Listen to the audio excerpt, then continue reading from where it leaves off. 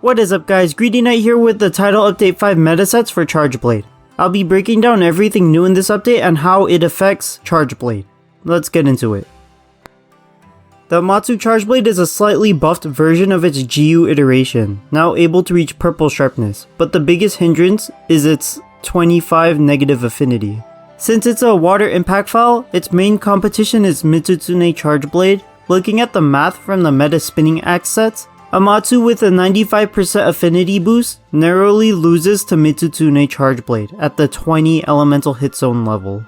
If you can squeeze in the 95% affinity with Handicraft, then Amatsu beats Mitsune. The meta weapons don't change all that much otherwise. Super Spam and Spinning Axe picks remain untouched. The only other notable meta change is to the raw Spinning Axe build using the Garangome Charge Blade. It gains enough sharpness to hit white. With a few points of handicraft, you have sustainable white sharpness, letting it beat Royal Order. You can make the same argument for Diablos, but you also need to negate the negative affinity first, using its inferior slot count. The new armor only buffs Spinning Axe while ignoring super spam builds. Heaven Sent at level 1 sharpens your weapon every time you perform a scroll swap. The main gimmick is when you don't take damage for some amount of time, you get reduced damage on the first hit you take while the buff is active, and you get reduced stamina use. Level 2 reduces the time for the buff to activate, while level 3 nullifies stamina consumption and sharpness consumption completely, while swapping now cures your status ailments. Charge Blade does not care about Heaven Sent at any level. It offers sharpness maintenance to a weapon that does not burn through sharpness fast enough to warrant the investment. The only reason to run Amatsu armor is for the crit boost and evade window on the respective pieces, both of which are covered by other pieces. Frenzied Bloodlust provides an additional wire bug after conquering the virus, increasing your maximum count to 4 when it's active, also assuming you grab the third wire bug. Charge Blade does not have any double wire bug soakbind attacks. This skill is not required for any builds, but it's a nice quality of life skill to have when you're spamming double chops. The corresponding pieces all come with Bloodlust, so you run Risen Shigaru for the good point distribution. The arms and waist are the primary targets, while the legs have to contend with Archfiend and Chaotic Gore legs. In context of the Spinning Axe builds, the waist is the piece to build, replacing the Risen Kushala waist for the better slottage.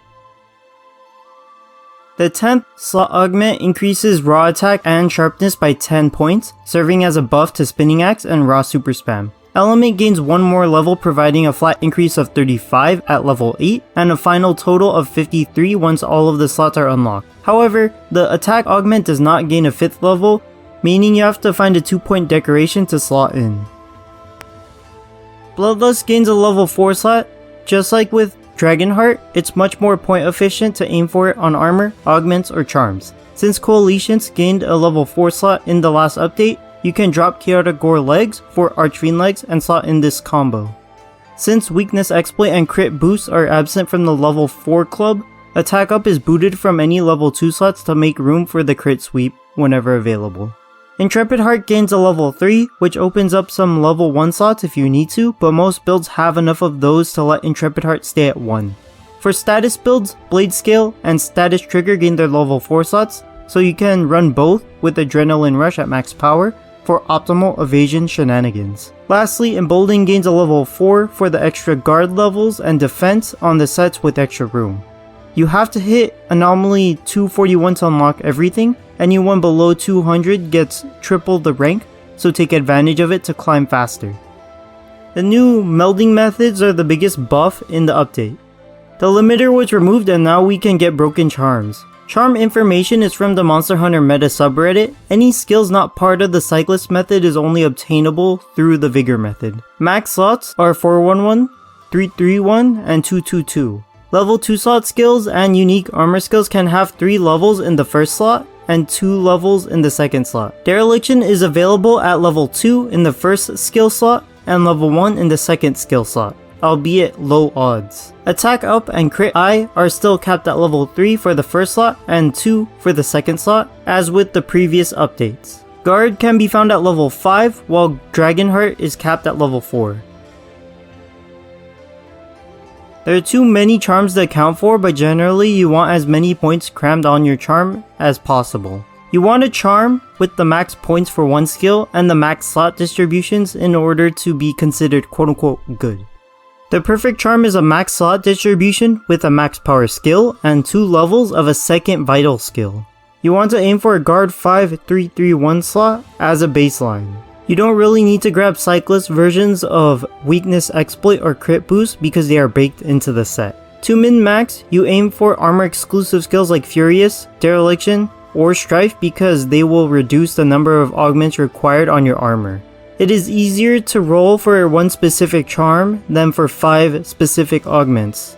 There's a lot of freedom with the charms in this update, so run anything broken that you obtain. Don't use this video as an ironclad set of rules, just a general guideline. For super spam, you run the Title Update 4 build, consisting of Risen Valstrax's helm, chest and waist, with Archfiend arms and legs. For off-meta sets, you run Furious Rajang arms and Chaotic Gore legs. You want Furious 3 and at least 2 levels of Strife. Furious is the bigger boost, while Strife only applies to the base element. You will roll for charms with any level of these skills to open up pieces to other augments. If you can get a Furious/Strife plus 3 charm, you max out both skills while freeing up your armor for 1 level each of Coalitions and Bloodlust for the 2 element and 5 element boosts respectively. For the Dragon build, you aim for the Dragonheart plus 4 3-3-1 slot. Since you have no resistances to slot in, there's enough space to run max power Coalitions and element exploit. The Spinning Axe set is a template for all builds. The only piece that changes from the Risen set in Title Update 4 is the Shigaru waist. Since attack gains a level 4 slot while crit boost and weakness exploit do not, they are more valuable to fit into the set, prompting you to replace Risen Kushala waist for Risen Shigaru. You get your crit boost and weakness exploit at full power along with your bread and butter spinning axe skills. For the Dereliction build, you have to aim for a crit boost 3 charm or any charm with the 2-2-2 slot distribution since you are swapping the Risen Valstrax, legs, and arms for Archfiends. You can now slot in Coalitions since you are no longer running the Chaotic Gore legs. Regardless of which build you choose, you can now slot in 2 attack boost level 4 decorations for 4 levels of the skill. The default set comes with 3 points, so that is max power without a charm. Your augments and charm depend on your build. For element builds, element provides a bigger boost than raw in 20 element hit zone matchups, so investing in dragon conversion benefits you more than raw attack investment. For dragon and raw builds, reuse the Dragonheart plus 4 charm, aiming for 3 dragon conversion and raw attack augments respectively. For dragon builds, you aim for a Furious plus 3 charm and 3 dragon conversion augments. For status, you aim for max power build-up boosts, status trigger, evasion window, and adrenaline rush through your augments and charms. You use Blade Scale Hone since it now has the same slot as Razor Sharp. Also, you can run the evasion gimmick on non-status builds and benefit from the quote-unquote infinite sharpness and plus 30 attack. Just cut status trigger and build up boost for element and raw builds. Since the augments become different depending on which build you are using, you will have to start crafting multiples of each piece or just settle for the generic augments and ignore the extra damage boost via unique skills. The addition of Attack Up plus 4 and Bloodlust decorations with easy access to Dragonheart simplifies your raw super spam armor. You only need a Dragonheart plus 3 charm to make the Title Update 4 set work. Augment for Bloodlust and slot in your raw attack boosters. The other option is to use Agitator since it fits 2 points into level 4 slots. Post weapon augment, you should be breaking 200 damage per file with this update. Now go bully Risen Valstrax. Like if this video was useful to you, consider subscribing if you want to see more Chargeblade content like this. Comment down below anything I missed or anything you want to discuss. That's all I got for this one. Greedy Knight, signing out.